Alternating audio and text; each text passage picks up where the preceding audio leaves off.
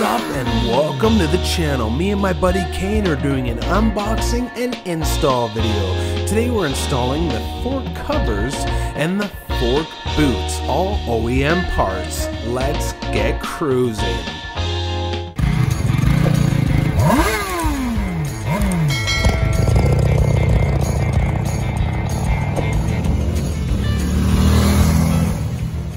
Check out some of these parts. We got the fork boots, we got fork covers, and we got front cowling. We're gonna do this unboxing here.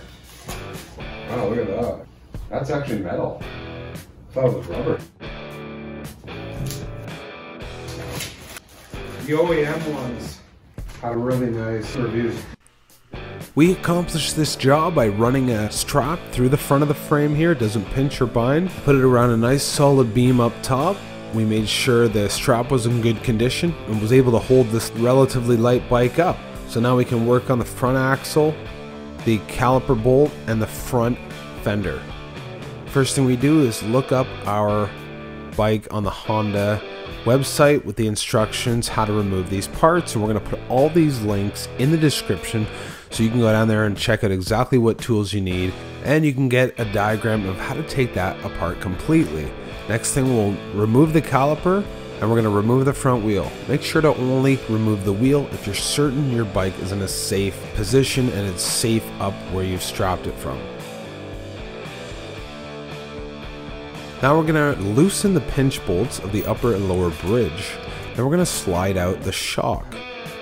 We're going to put the little clamp on the top of the shock boot and we're going to slide it on. Then you're going to slide up the shock through the bridge with the shock cover and the indicator light lined up as best you can and get the shock in. Hand tighten everything, and then you're going to come back later and you're going to tighten everything and you're going to properly torque it. And it's important, you have to torque these bolts. 20 on the top, 24 on the bottom. Down in the description, we're going to put a link to all the torques for all the bolts on the Rebel 500. So you're going to tighten these basically a tight hand tight with the Allen key. That's all I put them to. Make sure they're nice and firm though. Then you're going to get that wheel in, push the axle in, get everything lined up and hand tight. Then we're going to leave it like this and we're going to come back tomorrow. 24 millimeter. We'll put this at 38. Torque wrench only went down to 20, so I only have this wrench for this. It's important to torque all your bolts properly. Like the lower pinch bolt, 16 foot-pounds, caliper mounting bolt, 22 foot-pounds, axle bolt, 38 foot-pounds, lower bridge pinch, 24 foot-pounds, and upper pinch, 20 foot-pounds. Make sure all these bolts are torqued properly and take your time and enjoy monkey wrenching on your bike. 22 foot-pounds from a caliper bolt.